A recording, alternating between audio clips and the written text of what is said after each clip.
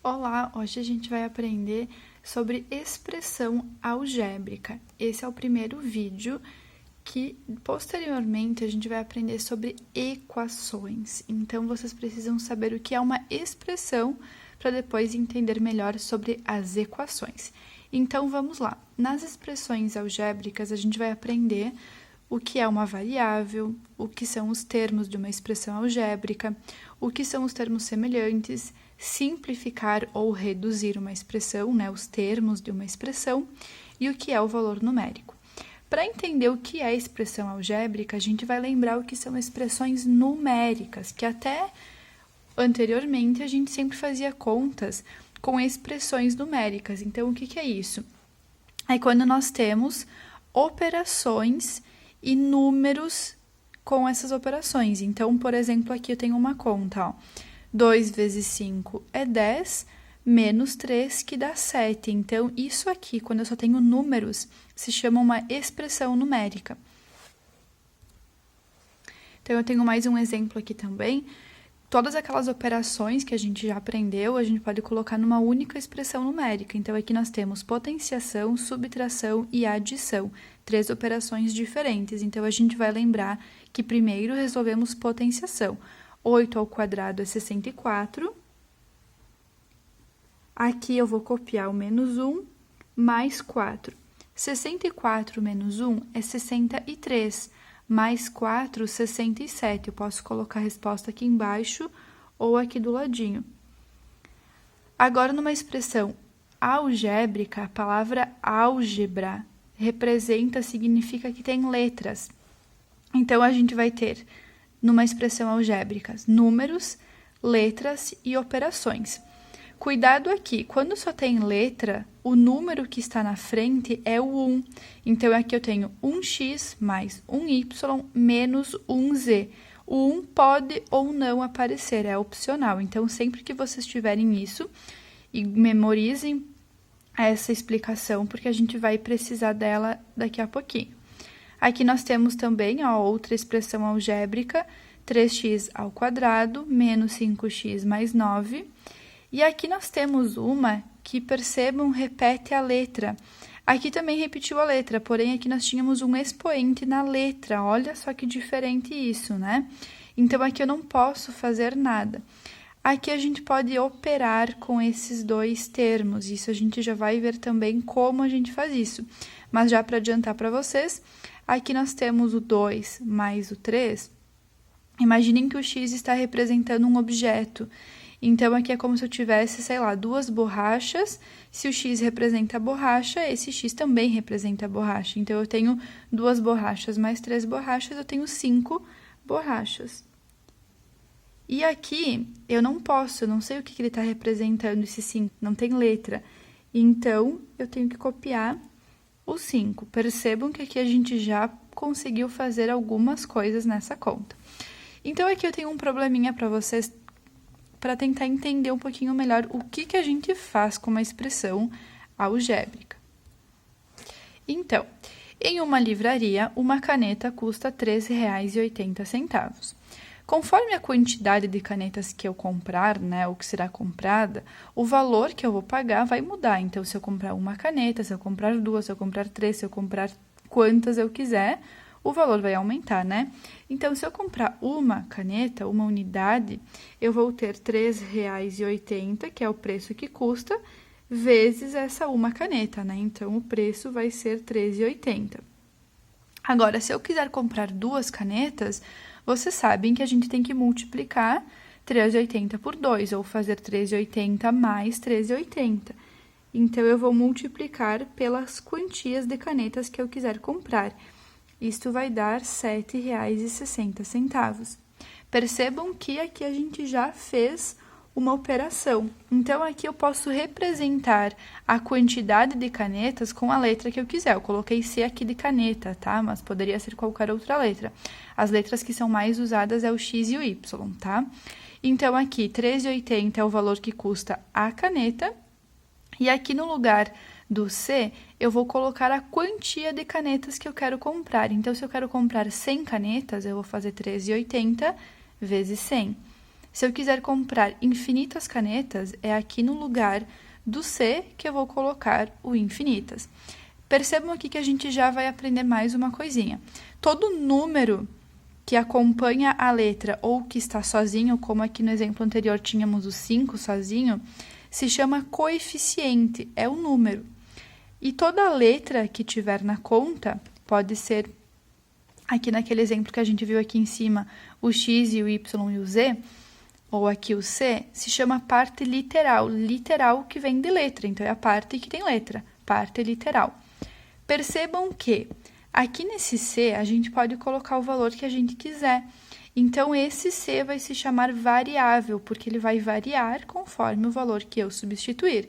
Se eu quiser comprar 10 canetas, vai variar o valor que eu vou obter. Por isso, a parte da letra que eu posso substituir qualquer valor se chama variável. Então, olha só, voltando aqui, lembram que eu falei que tinha 1 na frente desses números? Então, aqui o 1 é o coeficiente, o x é a parte literal. O 1 é coeficiente, y é a parte literal, 1 coeficiente, z parte literal. Cuidem que aqui é menos 1, o menos está acompanhando o número. Aqui o coeficiente é menos 5, aqui também menos 5, o sinal sempre acompanha o número, a parte do coeficiente. Então, quando a gente substituiu a quantidade de canetas lá na variável, na letra C, a gente determinou um valor final, o valor que eu vou pagar.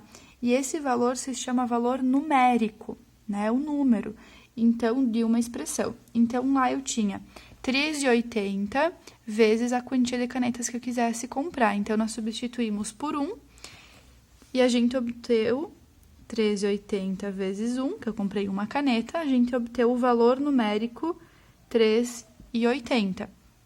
Eu vou substituir por outro valor aqui, ó. 13,80, vou substituir por 10 canetas. Comprei 10 canetas. Então, eu vou multiplicar por 10. Lembram que a gente desloca a vírgula? Então, eu vou ter R$38. Então, o valor numérico da expressão, que é o resultado final, é 38. Lembram que a gente aprendeu que o resultado de uma multiplicação se chama produto, o resultado de uma potenciação se chama potência, então o resultado de uma expressão se chama valor numérico, tá? Agora, olha só, termo algébrico ou também conhecido como monômio. Aí vocês vão lembrar lá do português que a gente aprende monossílaba, dissílaba, trissílaba, polissílaba. Percebam que o início da palavra é o mesmo, porque o mono quer dizer uma, bi, duas, tri, três, poli, 4 ou mais. Então, a gente vai lá voltar para o português, olha só, português e matemática andando junto. E vamos entender o que é o termo algébrico, ou também conhecido como monômio. O termo algébrico é isso que a gente já viu desde o início, que é a parte que tem o coeficiente e a parte literal. Então, que tem o número e a letra. Isso aqui, um sozinho, se chama termo algébrico. Então, aqui também uma fração pode ser um coeficiente, a letra com o expoente pode, tudo isso é a parte literal. E aqui, lembram que número tem na frente? O 1. Então, o menos 1 é o coeficiente e duas letras juntas também, né? Se a gente tem a multiplicação no meio, a multiplicação pode aparecer o pontinho ou não. Percebam que aqui nenhuma tem o pontinho, mas quer dizer que está multiplicando. As duas letras juntos também são a parte literal. Se aqui a gente substituísse um número, como a gente substituiu aqui anteriormente, nós teríamos que multiplicar. Então, nem sempre o pontinho vai aparecer. Geralmente, ele não aparece. Então, lembrem que é multiplicação.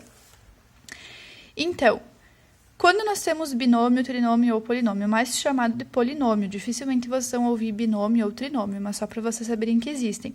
Quando a gente tem mais do que um termo. Então, aqui no monômio é quando a gente tem um termo sozinho. Então, em contas como essa, que a gente vai substituir um valor só e deu, não tem muita coisa para fazer.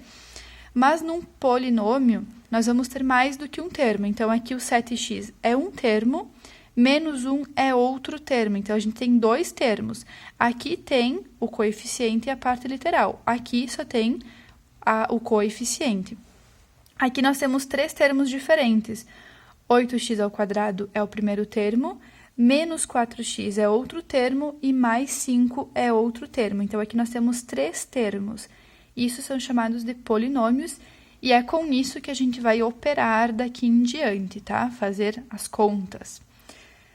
Num polinômio, nós também temos os termos semelhantes. O que é semelhante? Quando a letra é exatamente igual, ela tem que ter o mesmo expoente, a mesma letra exatamente igual.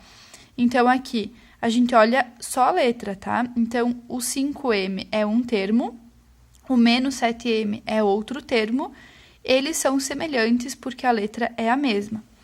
Aqui, 2xy é um termo, 3xy é outro termo. Esses termos são semelhantes porque tem as mesmas letras nos dois, tá? Um termo não é semelhante quando os expoentes são diferentes, tá? Então, se eu tiver, por exemplo, vou colocar aqui do ladinho, tá? 2x² e 2x. Eles não são semelhantes porque esse tem expoente e esse não tem. Então, cuidado com isso. Mas o que a gente faz com os termos semelhantes? A gente soma ou subtrai, exatamente isso. Que aí a gente chama de redução ou simplificação dos termos semelhantes. Então, pode ter 2, 3, 4, 5, 6, enfim, muitos termos semelhantes em um polinômio, em uma expressão algébrica. Então, olha só, eu peguei os mesmos termos aqui de cima. A gente já viu que 5m e menos 7m são semelhantes. O que a gente faz? A gente vai operar, vai reduzir ou, enfim, fazer a operação com esses números. Então, aqui nós temos mais 5 com menos 7m. Então, olha só, a gente está voltando lá nos números inteiros, que a gente aprendeu as operações com os números inteiros, os números negativos e positivos. E vamos lembrar do que a gente já aprendeu e aplicar aqui. Quando a gente tem um número positivo com um número negativo, a gente subtrai e fica o sinal do número maior. Então, 5 menos 7 é 2. Como 7 é maior, fica menos 2. E a letra a gente copia. Então, fica menos 2m. Mais um exemplo aqui. 2xy mais 3xy menos 1xy. Percebam que todas têm a mesma parte literal, então a gente pode somar e subtrair todas elas. 2 mais 3 é 5. 5 menos 1 é 4, então 4xy.